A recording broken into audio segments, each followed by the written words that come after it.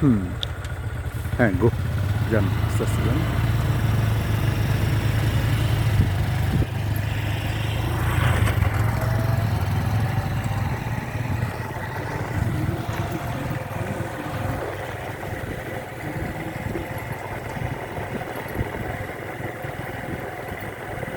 আমি এখান থেকে যাওয়ার পরে এগুলো আমার স্মৃতি হিসাবে থাকবো যে আমি সব জায়গায় ঘুরে ঘুরে গেছি।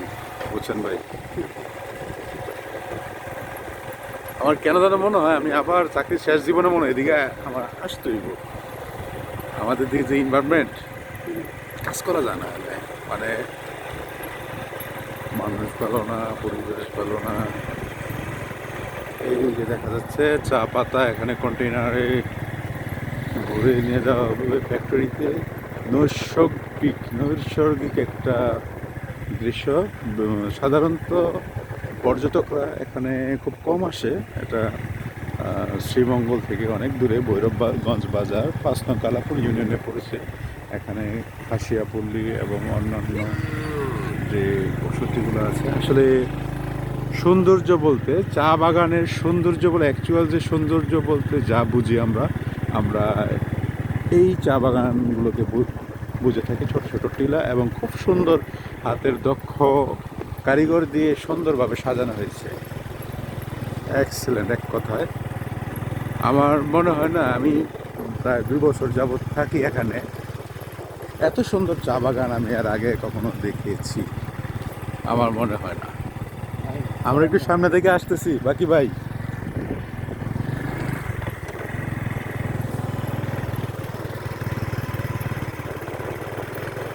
এটারে বলা হয় সোনাছড়া চা বাগান না ভাই? সোনাছড়া টি স্টেট।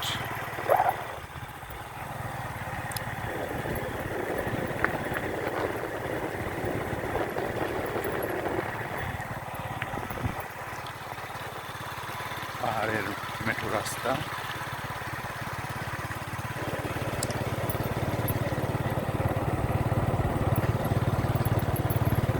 এক কথায় প্রাকৃতিক নৈসর্গিক লীলাভূমি বলতে আমরা বাংলাদেশে যে প্রাণচিত্রটাকে বুঝি, এটা হচ্ছে সেই সেই স্থান আমার কাছে মনে হচ্ছে। অসাধারণ, এক কথায় অসাধারণ।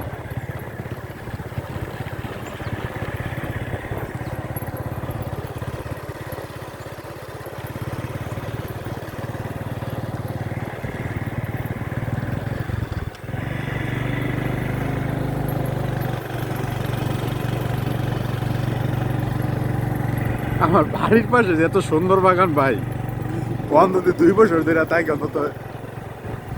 আর আমরা যাইয়া ওই শ্রীমঙ্গল যাইয়া সারাদিনের জন্য রিক্সা নিয়ে ঘুরি।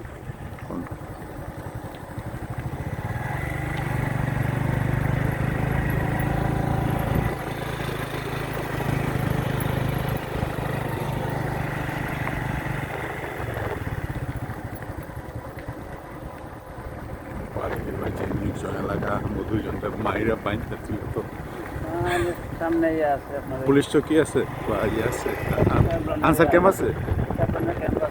ও আচ্ছা আচ্ছা, এই কারণে তারপরে ক্যাম্প পর্যন্ত রাস্তাটা আছে।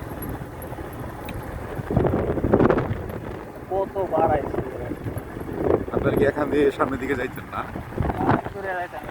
এই অনেক সুন্দর একটা ভিউ।